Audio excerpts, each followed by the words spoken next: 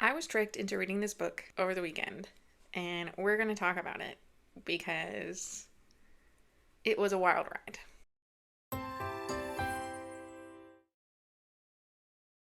So I read King of Envy this weekend because I had run across a whole thread dedicated to talking about this one scene that all these people liked, and so many people said it was in this book. Spoiler alert, it was not in this book, but I stuck it through to the end, hoping it would be in there because I needed to see how it would go down. And I was just really disappointed. I'm wondering if maybe this is just a new edition that scene wasn't in. So basically, all these people in threads were talking about, oh my god, there's a scene where the male main character wants to kiss the female main character so bad, he cuts open his own mouth. And I was like, what does that even mean? A, why did it need to happen? B, did he do it and then kiss her? Is there blood everywhere? Did he do it heel and then kiss her? What's going on? People were asking, what book is that in? And all these comments were like, oh, it's King of Envy, King of Envy, King of Envy. And so I was like, okay, well, I have to see how this goes down because no one has given any more detail in these comments. And unfortunately, that doesn't happen in this book at all. But since I read it and stuck through it, I'm going to tell you about it. So basically, the setup of this story is that the male main character is this guy named Vuk Markovic. I googled the pronunciation, but I could still be wrong, so forgive me if I am. But basically, he is, according to the synopsis, right? He had everything he could have wanted except her. Dangerous, powerful, reclusive. Vuk Markovic is notorious for shunning human interactions. The scarred billionaire rarely talks, and he has no interest in relationships outside his small but trusted circle. His only exception, her. The beauty to his beast, the object of his obsession. He saw her first. He wanted her first. But now she's engaged to his oldest friend, and the closer the wedding looms, the more he's torn between loyalty and desire. This synopsis led me to believe things would be presented very differently in the story. We're just going to start off with that. For the girl, right, beautiful, successful, glamorous. To the world, supermodel Ayana Kidane leads the perfect life. Her career has skyrocketed, and she's engaged to one of New York's most eligible bachelors. What people don't know is that the engagement is only a business arrangement. He gets his inheritance when they marry. She gets the money she needs to leave her abusive agency. Pretending to be in love should be easy, until she finds herself increasingly drawn to her fiancé's enigmatic best man. Vuk thrills and terrifies her in equal measure. She knows she should stay away, but when her wedding is thrown into chaos, he's the only person she finds comfort in, until his past catches up with him and threatens everything they love. Okay, so you start off, they're at a party. It's Ayana with her fiancé, Jordan, right? He is the heir to basically this like fashion conglomerate. And you're finding out through this chapter that his grandmother essentially is fed up that this guy hasn't gotten married yet. You know, he's in his mid-30s, no serious relationship, nothing, right? And she's like, we got to keep the family going. You're going to get married by the end of next year, or I am cutting off your inheritance. We're getting rid of the family business. Everything's being liquidated and donated to charity. And of course, he's like, this is the family legacy. I got to keep it going. No way I can talk grandma out of this, so I'm just gonna have to find someone to marry. Being friends with Ayana, for some reason, he decides she's the one I'm gonna ask. And of course, she agrees because she's a supermodel who is unfortunately tied to a pretty shady modeling agency because of the contract she signed in her early 20s that she did not review. So you find all this out, right? This is why they're getting married, and this is why it's good for her, right? Jordan has agreed to pay her $10 million. 5 when they get married, and 5 after they've been married for 5 years, and he has fully received his inheritance from his grandmother. So in this first chapter, the grandma is being oddly nice. She's not known for this, obviously, if she's threatening the inheritance of all of her children and grandchildren over, something pretty silly. And like, I would understand if he were bad at maintaining the business or was like full of a bunch of scandals or something, but she's just mad he hasn't gotten married. You don't see any hints that Jordan is like some sort of like bad dude that's putting the family to shame or something. Like in that scenario, I could see being like, hey, you need to shape up or you're losing everything. But him being pretty much a normal person and then grandma coming out of left field, like it kind of falls flat for me. But They're both basically like, ooh, why is she being so nice? But they brush it off. The following day, Jordan and Ayana go to have dinner with his best man, Vuk. And Ayana is essentially just like, this guy hates me, and I don't know why. He's been mean to me ever since I met him. He ignores me most of the time. If he's not ignoring me, he's making snarky comments. Like, I don't know what crawled up this guy's butt, but something died. She's just like, I just have to push through this, through the wedding, like doing the wedding planning. Obviously, he's the best man, yada yada. And during the dinner, Jordan gets a phone call and leaves, so they're left alone. And she's just like reminded how rude this guy's been to her all the time. And he's kind of questioning her, like, why are you marrying Jordan? And she's like, get out of my face.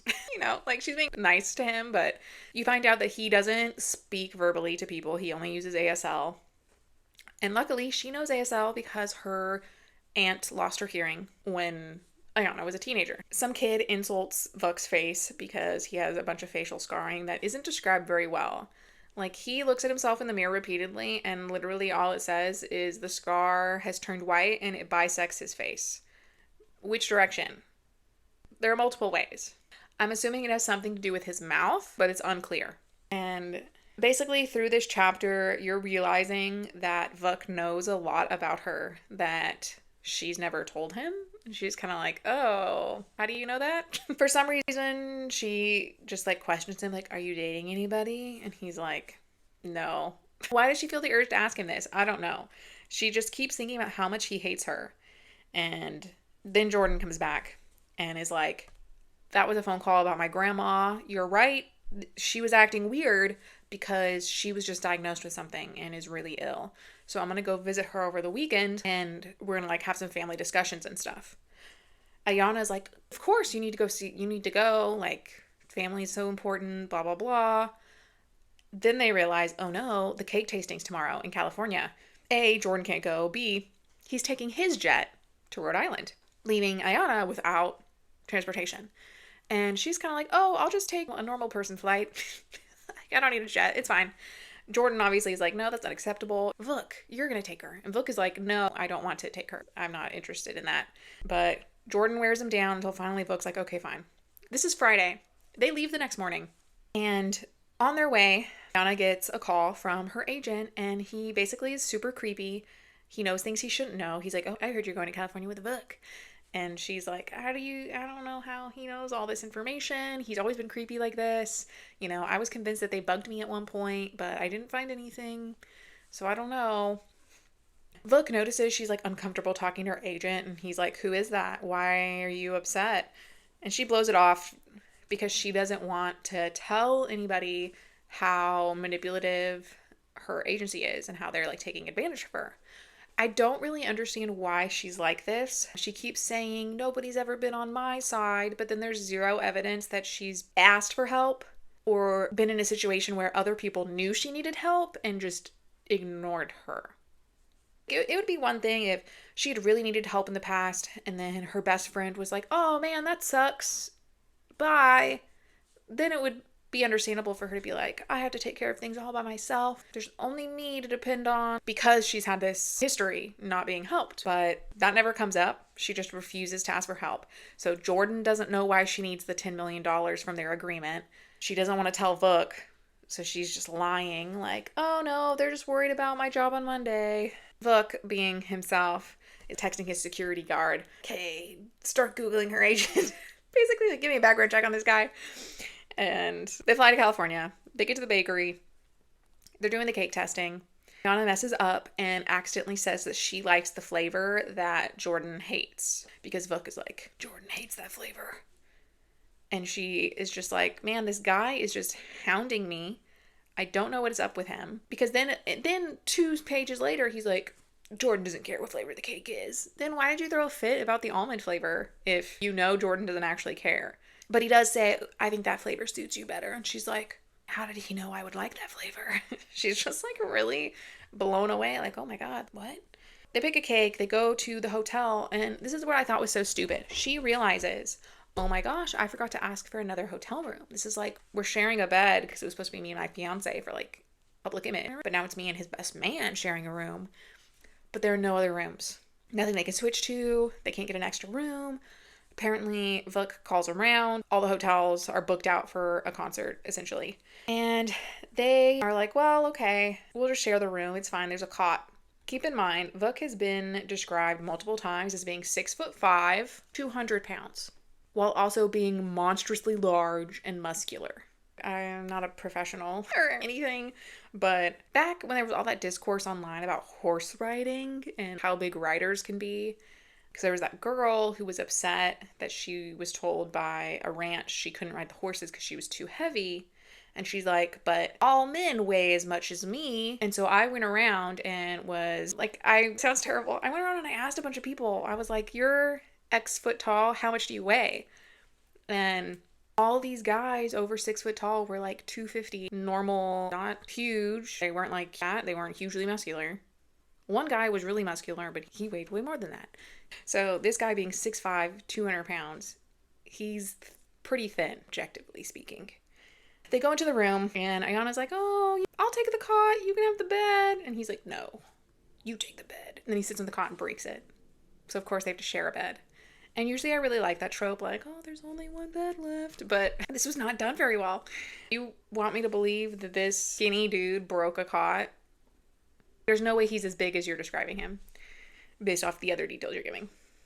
Anyways, Ayana goes to take a shower, and while that's going on, Vuk is being texted by his security guard about basically Vuk had been on a job, the building caught fire, he's convinced it's an assassination attempt, even though investigators were like, it's just faulty wiring. He's like, I know better than that. So they've gotten a clue about who probably was trying to assassinate him. So Ayana comes out of the shower and Vuk is just super turned on by her emerging from the steam. And he will not stop thinking about how obsessed he is with her. And he's trying to make small talk about her job, but then when it turns on him, he's really cagey about it, which I don't quite get. He's supposed to be the owner of this multi-million-dollar liquor company, but he's just like, I majored in chemistry. And she's genuinely asking him, what does that have to do with A, running such a huge business, B, alcohol? And he just blows her off. She's like trying to have a real conversation with you, and you're just like stuck in your head. I think she's so hot, but I'm not in love with her for her beauty. There's like 2 whole paragraphs where he's like, I don't love her just because she's hot. It's the way she moves. And I'm like, that's still her body. She's so beautiful when she laughs. It's all appearance based. It has nothing to do with her personality.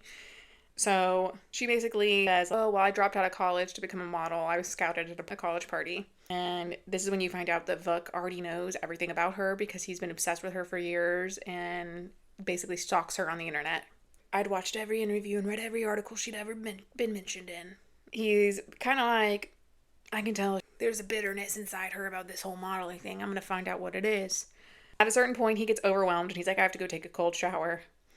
And while he's doing that, he's just like, why am I obsessed with her? I have better things to do. Happy couple, grumble, angry me. He's envious of his friend for growing up rich and he didn't. And he's basically just like, he'd never lost the people he loved. Like, A, neither of you have control over that. B, what does that have to do with him getting engaged? So while Vuk is in the shower, Ayana is calling her BFF publicist, like, oh my god, I can't believe this is happening. This is so crazy. There really were no other hotel rooms. The cot broke. There are no more cots in the building. Her BFF, Sloan, is like, you know, I just kind of noticed that you never really sound super happy when we talk about you getting married. Are you okay? Are you sure this is what you want? And Ayana's kind of like, oh, I'm such a bad actress. Meanwhile, she says, I'd also gone to Sloan for advice when Jordan first came to me with his proposition. I hadn't revealed the business aspect of our arrangement, but I had expressed my hesitation about marrying him. I'd framed it as being torn between my gratitude, he'd given me my big break as a model, and my heart. I cared about him, but was that enough? You literally told her you don't want to marry this guy, and now you're like, oh my gosh, I can't believe she's questioning me about whether or not I want to marry this guy, after I told her, no, I don't love him. They hang up whenever Vuk gets out of the shower, and she just tries to play it off, because she's like, oh my god, he's shirtless, and then she's like, no, you're engaged, get over it. And it's just really weird. She is basically like, this guy hates my guts, I'm tired of trying to butter him up, essentially. I'm just gonna go to bed. So she knew yesterday that this was happening and then didn't call the hotel and apparently didn't think about what she had packed. I don't know about you. I pack the night before I go somewhere. Had she already packed before dinner? Did she pack after the dinner? If she packed after the dinner, why do we have this issue? I squeezed my eyes shut and wished I'd worn something other than my skimpy satin pajama shorts. You didn't realize, oh, I'm going on a trip with a man I don't know. Let me get more modest pajamas. If it had been played off as she mentioned, I didn't even think about repacking my bag, or she had called the hotel and then the hotel messed up and didn't upgrade them, but there was no other option, I would have bought this whole scenario a lot more easily than, oh, I forgot. So it switches to Buck's POV while Ayana's sleeping. And I know he's being described as this huge dude, but I'm like, has the author ever witnessed a king-size bed IRL? Because they're gigantic. It says, under normal circumstances, the hotel's king-size bed was enormous. Under my current circumstances, the Pacific Ocean wouldn't be large enough. I could still feel her warmth. There's no way. There is no way. Like, he's imagining that. It just took me out. I'm like, at least 3 people, probably 4, could fit between me and my husband in a king-size bed. If I'm on one side and he's all the way on the other side, I won't even know he's in the room, honestly. So he's texting his security guy about that whole investigation that's going on, and somehow she manages to roll over in her sleep, basically on top of him. What happened to this bed being gigantic? If you're on the edge of the bed and she's on the edge of bed, she rolled over once and then all of a sudden her leg is like splayed over the top of you? No. Of course, he's just like so overwhelmed by this. He storms out of the room like, oh my God, I can't believe she touched me. He tries to work out the whole night, basically to distract himself. And he looks in the mirror and is just like thinking about how horrible his scars are. And he's like, I'm so disgusting. No one will ever love me. The next morning, they're going back to New York. Somehow, this first flight, she had no issues. But this flight, she's like, oh my gosh, I'm so nervous flying planes. I have to take anti-anxiety medication. She says, however, it did stress me out to the point that I was secretly a wreck unless I had a companion to distract me. My aunt had nearly died in a plane crash when I was 15. After her accident, I delved down a rabbit hole of crash research, and the images I'd seen had seared themselves into my brain. Every time I stepped on an aircraft, I was convinced that those would be the last moments of my life. It's like something you Googled 15 years ago is impacting you that badly. Like, you be in therapy. Like, what? I Googled some wild stuff as a teenager that was pretty, the internet was a wild place back then. It just seems a little far-fetched from me. I guess phobias are irrational, but that's exactly it. They were irrational. Like, they usually don't have a basis in reality. But she's like, I Googled this photo once, and it just... She's blaming it specifically on this one event that didn't happen to her, really. I don't know. I didn't like it. While they're getting situated on the plane, she's basically just like, why in the world do you hate me, dude? And he says, I don't hate you, but I wish I did. So he goes and storms off to the bedroom part of this jet plane. And she's like, okay, what a weirdo. Like, I don't know what his problem is. He's always been like this to me. Like, he hates my guts and I don't get it. Meanwhile, every time she looks at him, she's like, oh my God. Which, I don't know. Guys being mean to me is not, like, I will look at that guy and be like, but he's hot, so it's okay. No, he's a jerk. Like, that does not play into trying to hear him. So at this point, she's looking at her bank account to distract herself, and she's like, wow, my modeling agency takes such horrible advantage of me. They pay for everything up front, but then they keep double the money back. So she's not receiving nearly as much money as she should be from all of her jobs. And this is why she's agreed to the wedding with Jordan, because they're essentially trying to, like, trap her in debt. She's already paid off what she owed them from, like, the beginning of her career, but they're still, oh, there's this late fee. Oh, there's this other thing you owe us for. Obviously, she's being taken advantage of. But the contract she signed prohibits her from leaving the agency without mutual consent. So if she does try and break her contract, she owes them, quote unquote, an eye-watering sum. It's never specified. She's just like, it would wipe out my savings. Well, how much do you have saved? It's one thing to be like, I only have $15,000 saved, and it's wiping out my savings. And another thing to be like, I owe them $15 million if I try and break this contract. Like, yeah, that would wipe out your savings. Do you know what I mean? Supposedly, this $5 million would be enough to buy her out, but since there's never any, like, concrete number given for what she would actually owe, I feel like it just makes it really ambiguous. Like, how deep in the hole is she with this agency? It's never specified, and it just makes me feel like she doesn't want to pay to get out at all. She doesn't really touch up on to it at this point, but she does touch up on it in the future. Like, basically, if I make any of them mad, they're going to blackball me from the industry, which that I feel like is a much more tangible threat to her future than being like, yeah, I'm going to owe them a lot of money. Like, what is a lot of money to you? She tries texting her agent about it, but he basically blows her off. Like, I don't know what you're talking about. Go to accounting. And she's like, I just want to make a paper trail to prove that, like, they owe me. They hit turbulence, and somehow Vuk just, like, has a sixth sense about her being uncomfortable. So he rushes over to hold her hand and help her through this turbulence. And she's just kind of like, oh, it's weird that he came out to help me. I thought he hates me. They have small talk. Apparently, she's obsessed with memes. She mentions Kermit the Frog. He basically is, like, goading her to be like, well, what do you and Jordan talk about? And of course, her and Jordan don't really talk, apparently. So she's just like, oh, I don't know. She tells him about her family. And this paragraph kind of, like, left me confused. He asks her, what kind of cuisine does your family make at their restaurant? And she's like, Ethiopian. They're from Addis Ababa, and they opened the restaurant when I was a teenager because they missed the taste of home.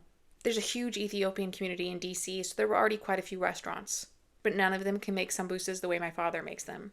This might just me being ignorant, but wouldn't it make more sense if they opened an Ethiopian restaurant because there were no other Ethiopian restaurants, and that's why they missed the taste of home? If you're like, yeah, there's tons of Ethiopian restaurants, but they missed the taste of home, that doesn't make any sense because they already had access to presumably other Ethiopians making their traditional foods right there in the same city. And yeah, it does specify, like, none of them can make sambusas the way my father makes them. That, to me, that would have carried more weight if it's like, for example, it would be like someone really missing Texas-style barbecue, but they live in, like, North Carolina, which has a completely different type of barbecue.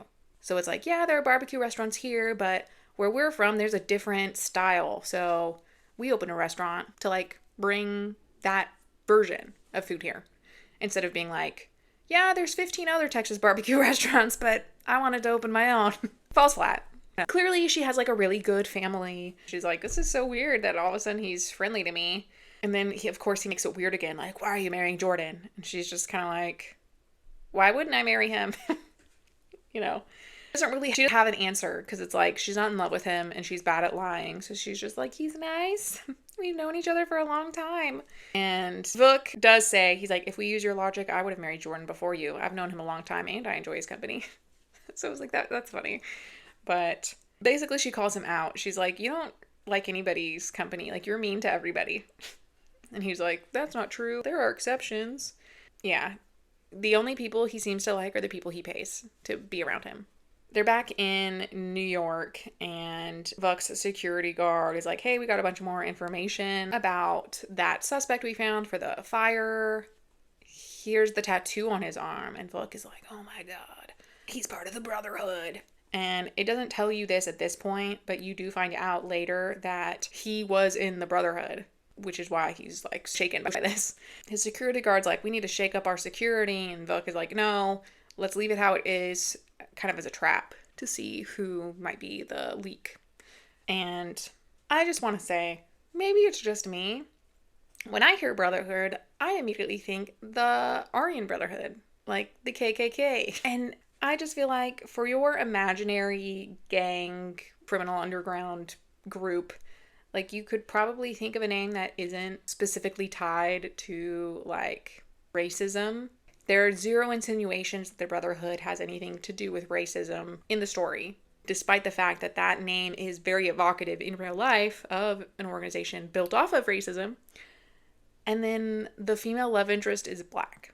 Like, okay, so the main guy, Eastern European, she's African, and there's just this, like, weird word association going on. Like, I feel like any American would hear Brotherhood and be like, are you a Nazi? Maybe that's just me. I really think she should have come up with a different name for this organization. Basically, Vuk just storms around and everyone is scared of him and he's, like, super grouchy. While he's at this other guy's bar, there's a party and he happens to see Ayana and Jordan, and Of course, he sees Jordan touch her, and Vuk is so overwhelmed that he like crushes his drink and breaks the glass in front of everyone, and everyone's like, oh my god. And he's basically just salty because he's like, I'm never having a happily ever after like they will. And of course, this poor maid who comes to clean up is just like, oh, I'm so sorry, sir. You know, his little hands shaking as he tries to pick up all this broken glass, and then Vuk gets mad. Like, why are these people cowering? And it's like, you're a gigantic, angry man who just broke something in public, and you're not surprised that this frail maid is scared. Okay. He tries to go over to Ayana and is intercepted by her agent Hank, who gets to her first. And he's just deciding, well, I'm just going to stand here and listen to their conversation. A bunch of models are there from the agency, but basically Hank immediately corners her and is like, where did you go on Monday? The day of her big photo shoot. Because afterwards, she went to a lawyer, and she just kind of blows him off and is like, well, I had errands to go do. And he's like, errands? That's the only place you went? And she just kind of is like, why are you acting like this? And he's just like, I'm just worried about my girls. And then he tells her that you have a new campaign that you got booked for. And she's super excited until she learns that it's with this photographer Wentworth, who is a huge pervert and really creepy to everybody. And she had told them previously, I don't want to work with him anymore.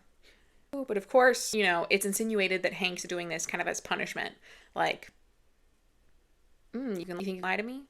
You have to go work with this guy you hate. And she's basically just like, that guy's a predator. I don't want to be around him. And Hank's like, you don't have any proof of that? Those are all rumors. Seeing that she's gotten so upset, Vuk decides to make his entrance and threatens Hank away, basically, by standing there and glowering. They kind of start, like, chatting each other, basically, because, like, Vuk's known for never going anywhere. And she's like, oh, you're at a nightclub? How weird. And they, like, share some innuendos. She says, one I didn't like, she's like, if you weren't here tonight, what would you be doing? Brooding in a corner somewhere or terrifying peasants and children? Like, I don't know what it is, but talking about Eastern Europe and peasants just, for some reason, it just throws a red flag for me. And basically, he's just like, I'm a good multitasker. And so, of course, she immediately, like, imagines them getting it on. Because that's the first thing anyone thinks of when you say multitasking. She finds out that he loves to play bingo. And she's like, that is so weird. Like, you're such a scary dude and you play a game for senior citizens. And he's like, it's a great game. I love it. Cool. Meanwhile, she likes knitting. She says, yeah, I didn't really want to come to this event either, but I had to come for Jordan. And, you know, of course, like, I'm a Hank and hated everything about it. But seeing Vuk just wiped that away in one fell swoop. When I first moved to New York, I dated casually. However, none of the men were interested in anything more than a one-night stand or a trophy girlfriend. The more I advanced in my career, the worse my options got. And now that I was engaged, I couldn't even attempt to date anyone else. I wasn't trying to date Vuk. This was not a man who dated anyone. But when I was around him, my world opened up again. The potential, the possibilities, the rush of, what if? He gave me a glimpse at what my life would look like if it were mine again. And all I can think is, girl, you're engaged to a millionaire running the largest fashion conglomerate in America, and you're stuck on, there's nothing good in life anymore. Like, yes, I understand that she means this in a romantic sense. Like, oh, what if I swept off my feet by Prince Charming? But you could do anything you want. Like, I am sure that Jordan, as part of your deal, A, he's giving you $5 million straight off the bat. B, he has to maintain a lifestyle with you as if you were actually married. And you're over here like, what could life really be like? Girl, you've hit the jackpot. And you're mourning the fact that you don't get to struggle bus it with the rest of us? Okay. Jordan swoops up back from wherever he disappeared off to and is just like, oh, hey, actually, I have some bad news. I'm glad both of you are here so I can tell you. And he's like, now that I'm back from Rhode Island, Grandma's really sick, so we have to move the wedding up because she doesn't think she's going to make it to February. And of course, Ayana's like, we're moving up this wedding. I'm already questioning. Okay. 0 to 100 right here in anxiety. Of course, she's like, I feel so bad. Like, his grandma's dying and I've been getting the hots for his BFF. But, you know, they're moving the wedding up to October. And Vuk is just like, he's also super stressed. He's like, oh my gosh, I just found out the Brotherhood's trying to kill me again. Also, my chief financial officer has the worst voice in the world. Plus, Ayana's getting married even sooner than I thought she was. So instead of being 6 months away, now it's only 2 months away. I can't deal with this. So he cancels his meeting, makes all of his employees like freaked out because obviously he's a terrible person and scares everyone. So they're probably like, oh my God, did I just get fired? He talks about how he built up his company. And here it brings up the 13 years thing again. So it's 13 years since you graduated college, but you were college roommates with Jordan. He saved your life in college. So more than 13 years ago, you've been friends. Even though you're like, our 13-year friendship, you've been friends for up to 17 years. I don't know. You basically find out that at this point, Vuk has been having his team like do a bunch of investigation into Hank and Beaumont, that modeling agency. He's just kind of, I don't know, something about this is really suspicious, but IDK. He can't figure anything out, but it just goes into how rich he is with all his furniture and stuff. Talks about how obsessed he is with Ayana. Yeah. They drop a hint here about the ending of the story, but it's never brought up again until the very end, basically, about how the owner of Beaumont, Manuel, is French. He's like, born in a tiny town in France, what a coincidence. And then you never find out what the coincidence is until like the end of the story. So we jump to Ayana, who is at work, and Emmanuel has cornered her in her office and is basically like, do you know why you're here? You know, of course, Ayana's lying her butt off, like, I love working here. And Emmanuel's like, I wouldn't have guessed from the way you've been hounding our accounting team. Doesn't sound like you're very grateful. And Ayana's like, shit. She basically is like, I just have to wait until the wedding and then I can like buy my way out of this. But until then, I have to be so careful. And basically just like, sorry, I'm getting married and we talk about finances and that's the only reason I've been asking. And Emmanuel's like, okay. And basically at the end of this, because Ayana's been kicking up all this stuff about Wentworth, Emmanuel is like, well, is that photo shoot going to be a problem? And of course Ayana's like, no, I can't say anything. Like, I have to say it's fine, even though it's not fine. I hate being around that guy. So she's just thinking about like, 6 more weeks until we're out of this. Like, this is all terrible. People are so awful, yada, yada. She goes to a coffee shop and guess who's there? Look, because he's been stalking her. And just like, he's made for the battlefield, not the boardroom. Okay. Just kind of like, oh, why are you here? Did you have a meeting? And he's just like, yeah. Doesn't really talk to her. She just makes a joke. Like, oh, I would have thought a big shot CEO would have his assistant fetch his coffee. And he's like, I always pick my own drinks, less risk of them getting poisoned that way. Okay? If you're that worried about being poisoned, I'm sure you'd make your own drinks. And she's just kind of like, that has to be a joke. Like, that's not his personality, but there's no way that's not a joke. And he is kind of like putting pressure on her, like, how's moving the wedding going? How do you feel? How is it? Are you excited? And finally he follows this up with, I want to know if you're in love with Jordan. And she's like, excuse you? She says, I said, squeezing my cup so tightly a drop of liquid splashed over the side can be a real jerk. And I'm confused. I'm like, what kind of cup does she have? All it says is that she picked up her drink. She's drinking in at the cafe. So most cafes give you a real cup, or they give you a to-go cup with a lid.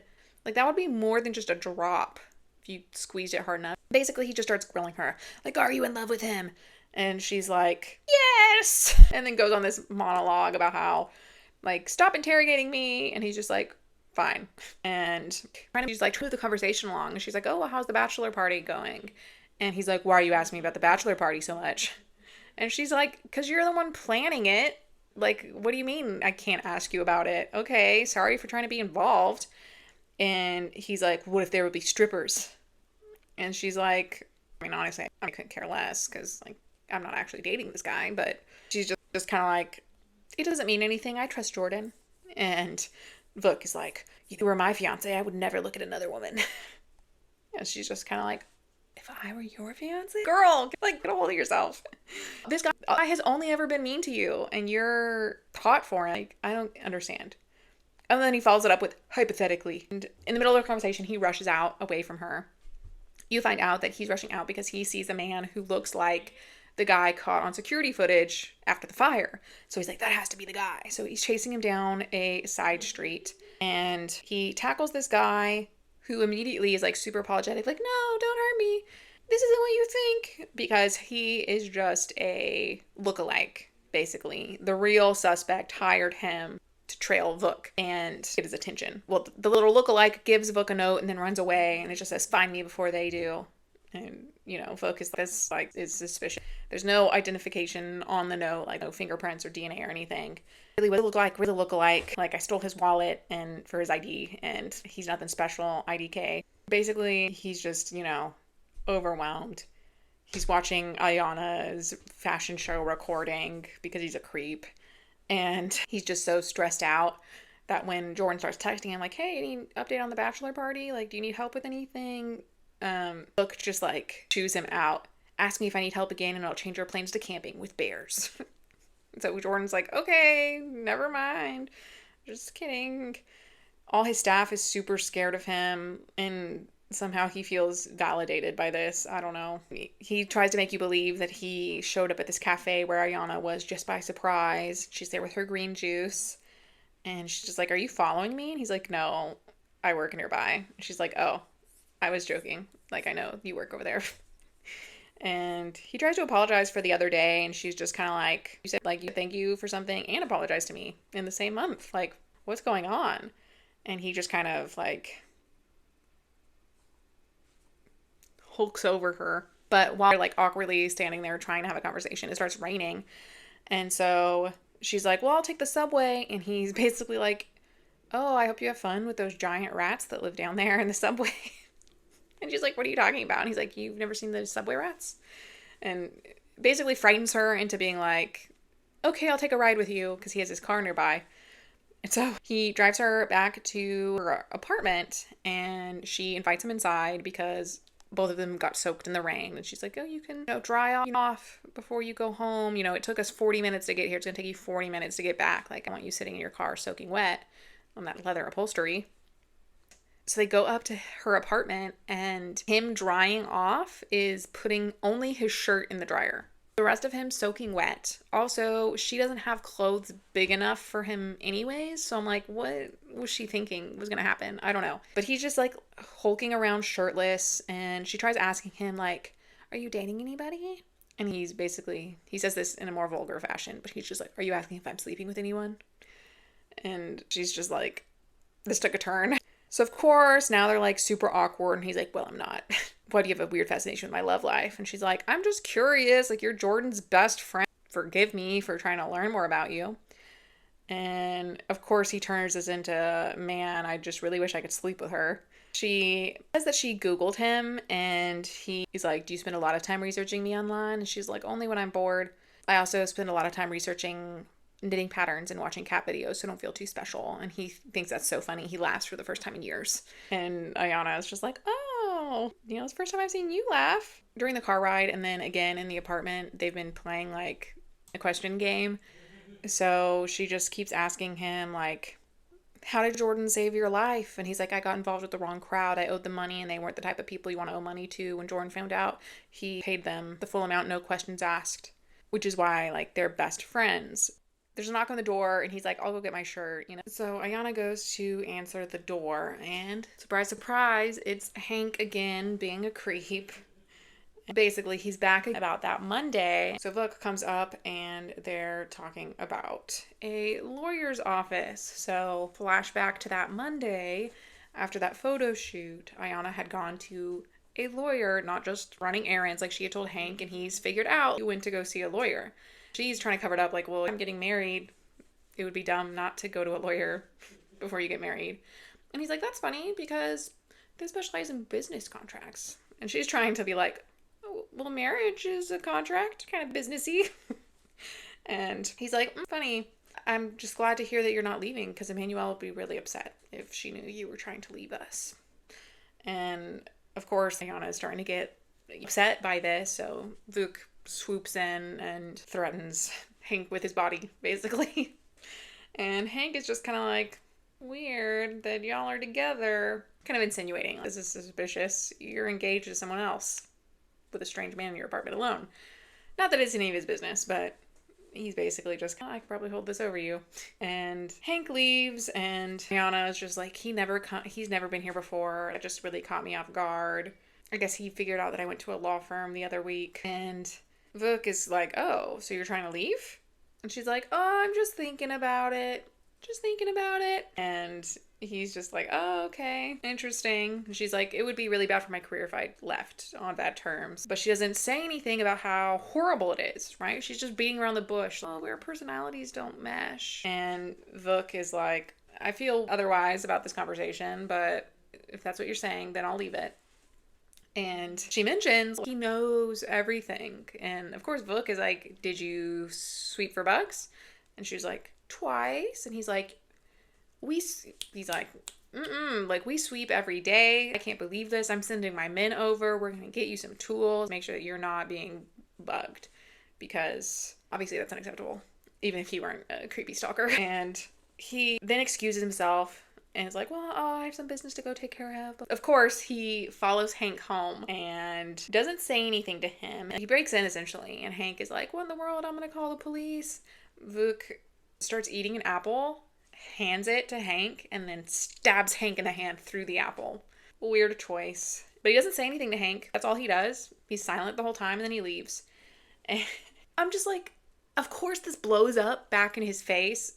But he just is like, he deserved it. We flash forward to the bachelor party, and Jordan's like, this is great. Thank you so much, Vuk. Like, we're having the time of our lives. They're at a bar. And Vuk, of course, is like, I hate everyone here. Everyone's really annoying. I don't want to be here, but I have to be here because Jordan's my BFF, who I don't even act like I like either. This chapter is basically just like a bunch of cameos from characters from her other books. And it's okay. I guess if you read the other books, they're like giving Jordan advice on being married, obviously, because they all got together with their wives in the other books. But then some drunk dude comes up and starts fighting with one of the guys. So they end up getting into a huge brawl and kicked out. Meanwhile, nearby, apparently, Ana is having her bachelorette party. And she told her sister, who organized it, that she didn't want anything crazy. So there's at a little cocktail bar, drinking fun drinks. They do Never Have I Ever. Of course, it immediately turns sexual, and the other women are all asking questions that you would not be asking your friends if you weren't all drunk, basically. And Donna is just like, wow, everyone's had a really adventurous life except for me. I don't know. She's kind of thinking, like, Jordan told me I could date while we're married secretly if I'm really subtle about it. But I don't think it's not worth the risk, and he's not interested in dating at all. It's not stated until the end, but like Jordan's asexual. So everyone's like making fun of her because of course she's bad at lying. So she can't be like, we have a great intimate life. And they're like, oh, he needs to step up his game. And she's like, oh, this is too much for me. One of her friends is super drunk and hears about Vuk and starts going on about how he's so hideous because of his scar, but like, man, he's got a rockin' bod. And of course, Ayana's offended because she hasn't admitted to herself, but she's caught feelings for this guy already. And she's just like, what's wrong with you guys? And they're like, why are you getting so defensive? Her BFF swoops in to like diffuse the situation. And as they're walking to the escape room, they find all the guys out on the curb with police at some bar that they pass by. And he runs over to Jordan and is like, oh my God, are you okay? And of course, Vuk swoops in at that moment and is jealous that she's like showing concern for her fiance. And it, again, is just bringing together female characters from the other books, male characters from the other books. They're joining together and they decide, oh, well, let's just join up together. Instead of having separate parties, let's just finish out the night together. And the girls agree, sure. So they cancel the escape room and they decide to go to laser tag. They end up inviting more people so that they have an equal number of men and women. Of course, Ayana and Jordan are having it on display about being all affectionate in front of everyone, and Vuk is salty about it. Again, they're doing laser tag, and he, of course, is super great at this. Bam, bam, bam, starts shooting everybody. The person who suggested Never Have I Ever earlier is now like, ooh, maybe we should play Truth and Dare. One of the only single women is looking at Vuk, and she dares him to kiss someone. And of course the implication is like, oh, he's gonna have to kiss me. I'm the only single person here.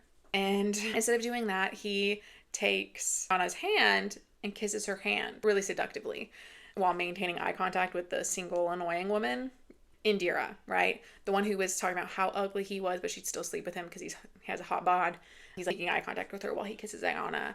to be like, oh, I found a loophole. I didn't say what kind of kiss. But of course, Ayana's just like, oh my God, he kissed my hand. I don't know. This is just so crazy. And I don't know. It's still from Vuk's POV. They go back to laser tag. And what gets me is that he senses someone's following him. And so, of course, since he's a Spidey sense Mr. McNinja guy, he spins around and pins them against the wall. So it says, I spun around and slammed them up against the nearest wall. Their blaster clattered to the ground as I grabbed their wrists and pinned them over their head, immobilizing them. My other hand wrapped around their throat and squeezed. So it's like he manages in his one hand to grab two wrists that usually when you're playing laser tag, you're using both hands, but it's possible they weren't. So somehow he swoops in, grabs both, pins him up, and then is choking him out. And he is in his PTSD haze before he realizes, oh, shit, I'm choking out Ayana.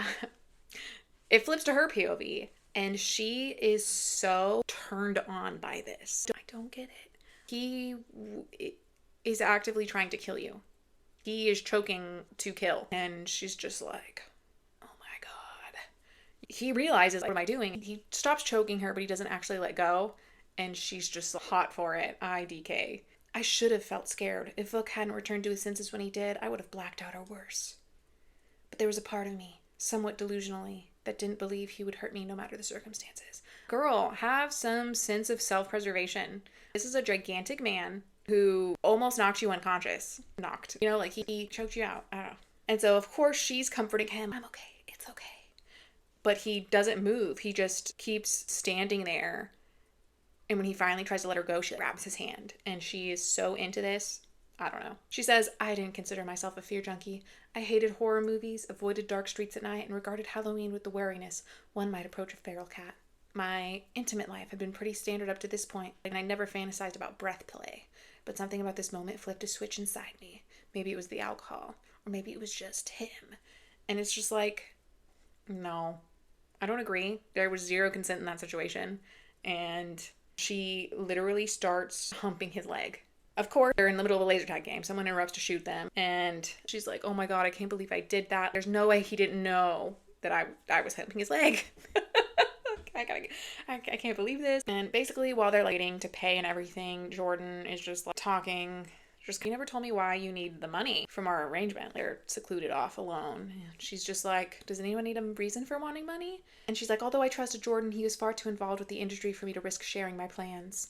What do you mean? That he's the perfect person to come to with your issues. He knows the industry. He has experience. He has connections if Manuel's trying to blacklist you. But instead, she's just like, being rich is nice. That's when everyone starts to dissipate and they let her walk home, even though the whole she's so drunk thing. But she is secretly waiting to see Vuk come out of the building. And of course, everyone else is gone, so they're alone, and she just tries, like, you know, a month ago, being alone with Vuk Markovic on a dark street would have given me a panic attack, but somehow, somewhere, that had changed. He has done nothing but be mean to you, and then you joked around in a car once. And then he almost choked you to death in a laser tag 5 minutes ago. And you're supposed to be like, I feel so safe with him. You're delusional. And so, of course, instead of bringing up, sorry, I dry humped your leg, she's just like, when you kissed my hand during the game, was it a cop-out or something else? And of course, he's like, what would that be? What do you mean? Because she has been repeatedly telling him, I'm in love with Jordan. I love Jordan so much. And he's just been like, something suspicious. But now she's like, are you making moves on me? What is he logically supposed to be saying in a situation? So he's just kind of like, why are you here? And she tries to kiss him, but he pushes her away and is like, no. And this is the first time he's spoken to her verbally. Usually he just does ASL. So she is shook that he used his voice. And she doesn't know what to say. He says something to her in, I'm guessing, Serbian. Let's look at the translation again. Croatian. So then he just leaves her out there, drunk, in the dark of a city. Are we even near her apartment? Doesn't say. He's so protective, though. He's so obsessed with her and her safety. Vuk goes home and he's practicing shooting because violence is the only way to express your emotions. And he's just so mad. I can't believe Jordan kissed her on the cheek. like, but also revisiting how she almost kissed me. What if? An eternity of what ifs over what would have happened if I had not stopped her. You didn't stop her because you're presumably a good person who isn't backstabbing your best friend. He talks about how loyalty is so important to him, but he just like totally glosses over the fact that from this point onward, Ayana starts giving him all these signals that she wants to cheat on his best friend. From what they've both told him, they're in love, marrying for love. And he's just like, I think that's suspicious, but also I'm not at all weirded out by the fact that she has started making moves on me. I didn't believe for a second that Ayana would jeopardize her engagement to Jordan for no good reason. And so he's just kind of like, what's her game? I think she's manipulating me. Who knows? Guard is like, oh, hey, we found more information about tying the Brotherhood to the fire. And they realize that they know who is trying to contact them. It's the brother of one of those other male lead characters from one of the other books.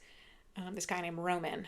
And basically his security guy's like, hey, I know earlier we talked about not changing anything, but we really should just to be safe given everything that's going on. Vuk basically is just like, I don't need bodyguards, I can do everything myself, but you can update the rest of our security protocol. At this point, Vuk doesn't understand why would they be targeting him anyways. It's been so long, 13 years since everything went down. When he goes into his office, there's someone waiting for him and he attacks him. They fight a little. Then he realizes, oh, it's Roman. And so they agree to talk and Roman's just like, hey, I have a deal for you. Cut scene, right? It flashes forward. Ayana is now at the photo shoot with that creepy photographer, Wentworth. She's doing her job, trying to focus, but she's distracted, thinking like, oh my god, I can't believe all that stuff happened at the bachelorette party. I wish Vuk were here to protect me from this creepy photographer. The shoot finishes up, and for some reason, instead of immediately leaving, she is like, I changed and checked my phone while the crew packed up. I had new messages from my family and Indira, who was asking again whether I could set her up with Vuk, but nothing from Vuk himself. Which made sense, considering I'd never given him my number. And then somehow, over her reading these text messages, everyone else in the room, gone. No more crew. It's just Wentworth. And he, of course, starts coming up on her all creepy. And she realizes he's on drugs. He's high right now. So he tells him, like, I'm not interested. She tries to get out of it. And she's like, oh, I have another meeting, sorry. And he's like, well, Hank told me you didn't have any other meetings. And corners her. As he attacks her, he's basically like, well, I heard you and your fiance aren't even sleeping together. Which you have to assume is Hank noticing that she had a different guy in her apartment and running with that. Also, he's had her phone bugged. She's since found out from Vuk that her phone was bugged, her pin was bugged. Based off what the phone has been hearing, he's like, yo, there's no funny business going on with her and a guy. She fights Wentworth off, attacks him with her bag, she runs away, and instead of thinking of anybody else, she's like, I need to go see Vuk. He's the only one who could help me. Of course, she's like, there's no way my agency would help, obviously. So she decides to go see Vuk at his house. Back with Vuk, Roman has told him his proposition about how he wants to take down the Brotherhood because recently the top dog died. And so that left two factions that are wrestling for control. And instead of fighting each other, they decided whoever kills Vuk gets to be the guy in charge. And Vuk's like, what in the world? It makes sense. You find out that Vuk left the Brotherhood essentially by stealing leverage against them. And in doing so, his twin brother was killed. Because the Brotherhood came after the leverage, tortured the brother, burnt up Vuk, and then left him to die. But he survived with the leverage still, and they left him alone after that. And that's just what gets me, because later Vuk is like, the Brotherhood would never involve civilians in their issues. And it's like, they're literally a league of assassins. They killed your civilian brother. They wanted to kill you, a civilian, until your millionaire friend gave you $500,000 to pay them off. After which you agreed to make poison for them with your chemistry knowledge. So that happened all throughout college. He doesn't specify how long he worked for them, but he does say years. And it's implied that it was while he was in college. Until their graduation, right? Because his brother was celebrating his graduation with him, and that's when the Brotherhood swooped in to try and kill them both, basically. I don't know why he's surprised by this. And then he also acts like he has the upper hand morally when it's like, you literally made poison for a criminal organization. Who knows how many people were killed by your poison? You certainly don't know. I don't know. But basically, he agrees to help Roman, and that's Anna shuts up to the house. She's surprised to be let in immediately, and Book comes to see her and is like, "What happened? What's wrong? Did something happen to you?" And she immediately starts crying, and he holds her and comforts her. And he speaks to her again. "He touched you," he said softly, and she tells him, "No, he kissed me and touched me, but I beat him off and then ran away." He feeds her peanut butter. She's like, "Peanut butter?" And he's like, "I heard you talking about it in your sleep." And she's just like, "Oh." And he somehow has reconstructed from memory this tea that she served him at her apartment. And she's like, "Oh my God, it tastes just like my mom's tea. How did you do that?" And he's just like, "I have my ways." She tries to apologize about bachelorette party, but he's just like, "Nothing happened." He changes the topic back to Wentworth, and he's like, "Did you tell anyone else?" And she's like, "No, not yet.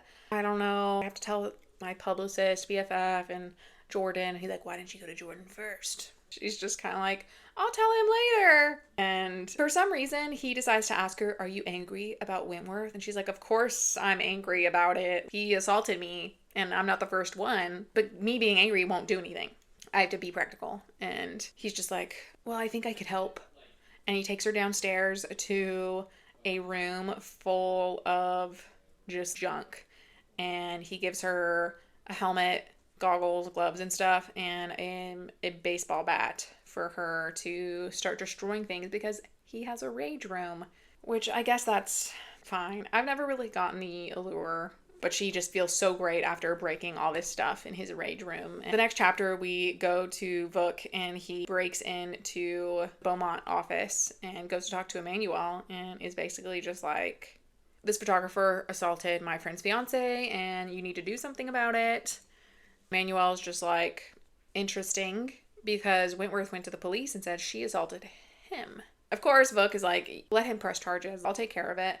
And Manuel's just like, "It's kind of weird that you're going so far out of your way for this girl who's not even engaged to you." Which people keep bringing this up. And it's like, your best friend's fiance isn't someone that like you would, if you had millions of dollars, you wouldn't be like, "Yeah, let me help out my friend's fiance." I'm willing to help out my close friends' significant others, even if I'm not close to the significant other, because it is by extension helping out my friend. But people keep acting like he's so weird for wanting to help Ayana. It's because he wants to help her because he's a stalker in love, but like in the real world, is that so strange? I don't know. But basically, he's just like, "Stop booking Wentworth." And while he leaves, he secretly bugs her office and then goes away to meet his security guard, who has texted him in the interim, "Hey, I took the information from your friend, Roman, and it's looking like it's all real. I think he's telling the complete truth." So he goes with his security guide to his secret warehouse where he has a torture chamber, and Wentworth is there. And so he just starts beating him up.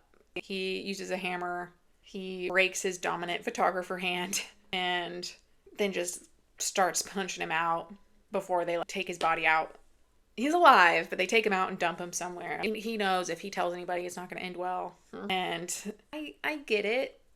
This one I'm more forgiving of because obviously Wentworth did act out specifically towards Ayana. He decides after this that he's like, "Okay, Roman seems like the real deal. I'm going to tell him I'm in on the taking down the Brotherhood." And then we go back to Ayana, who is like, "Actually, I didn't tell anybody about Wentworth." But weirdly enough, he disappeared.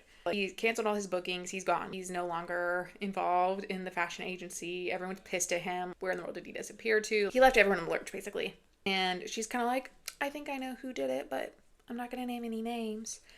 Obviously, she knows that Vuk did it.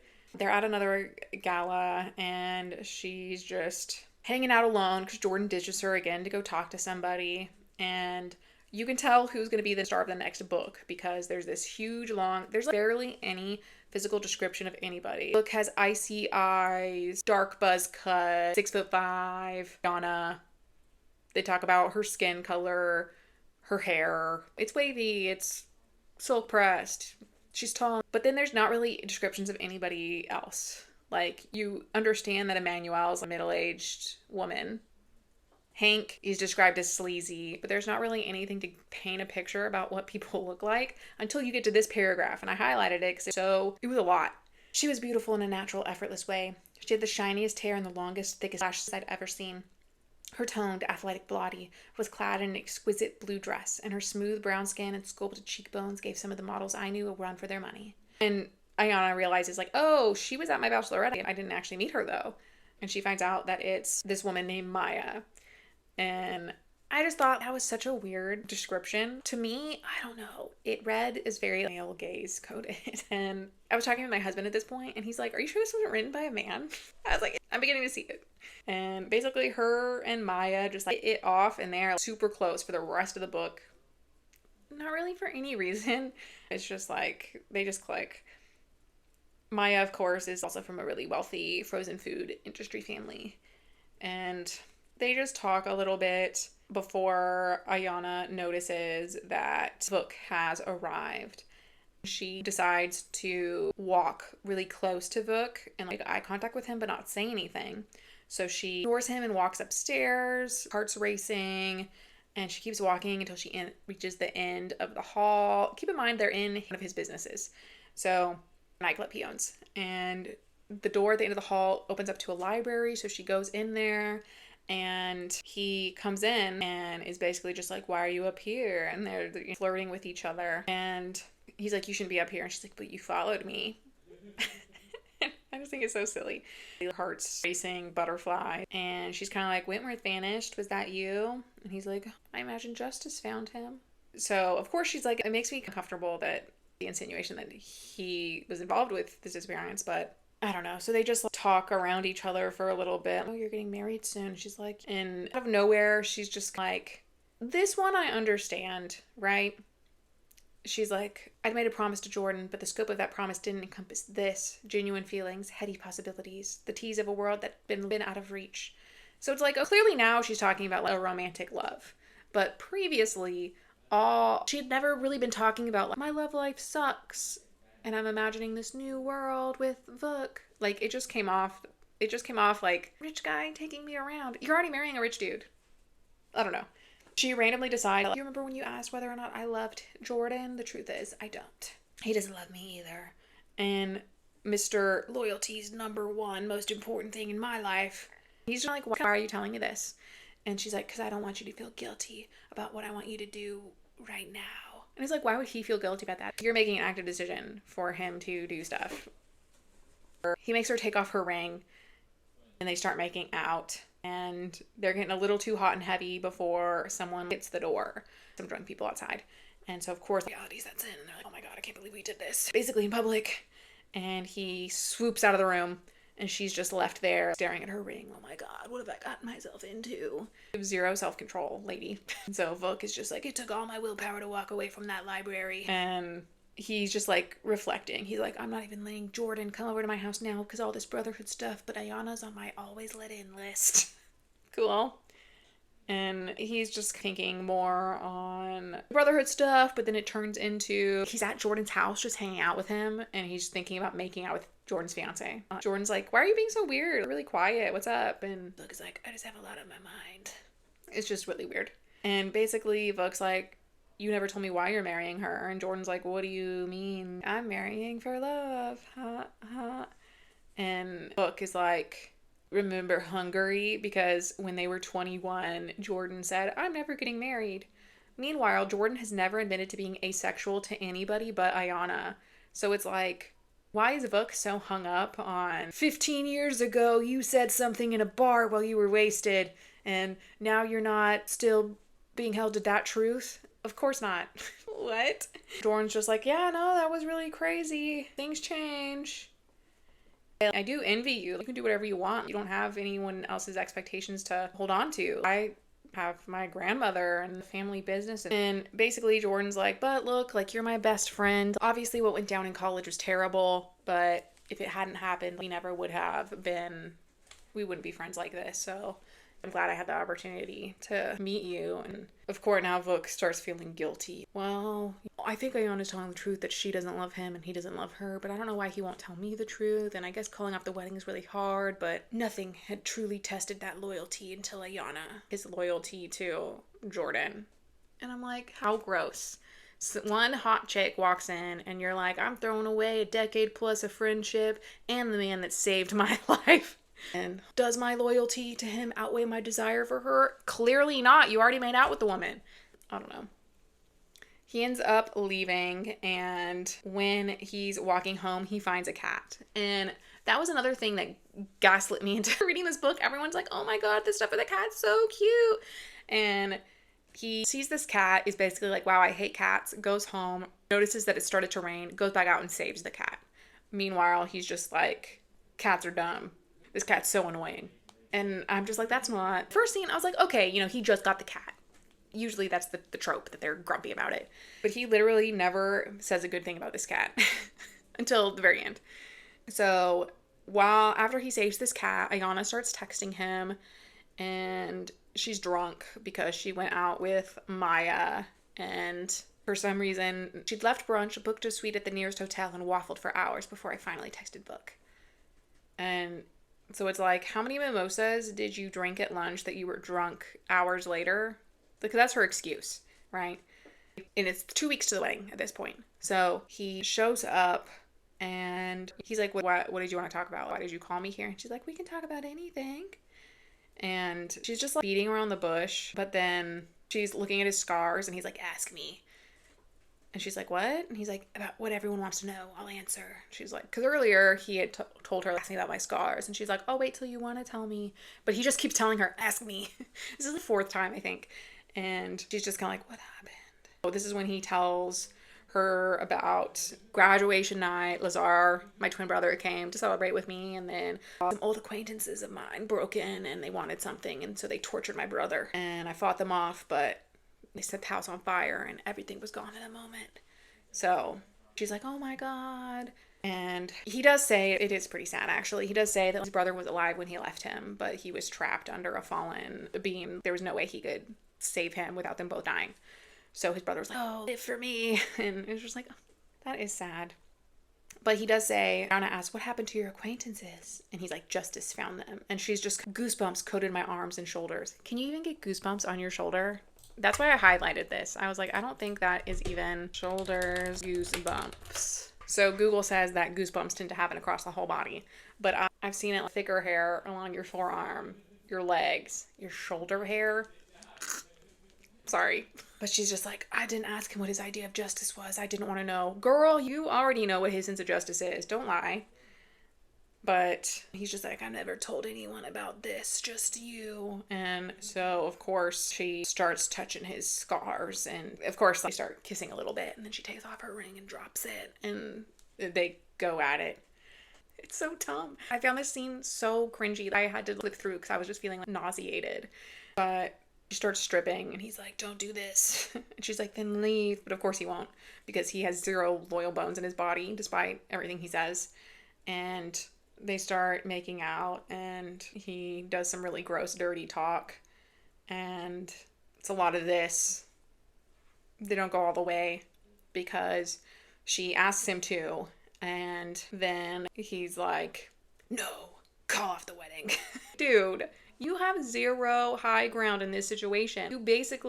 You've touched her entire body. And now you're like, but we can't do anything until you call off the wedding. You already did it. You already crossed the line.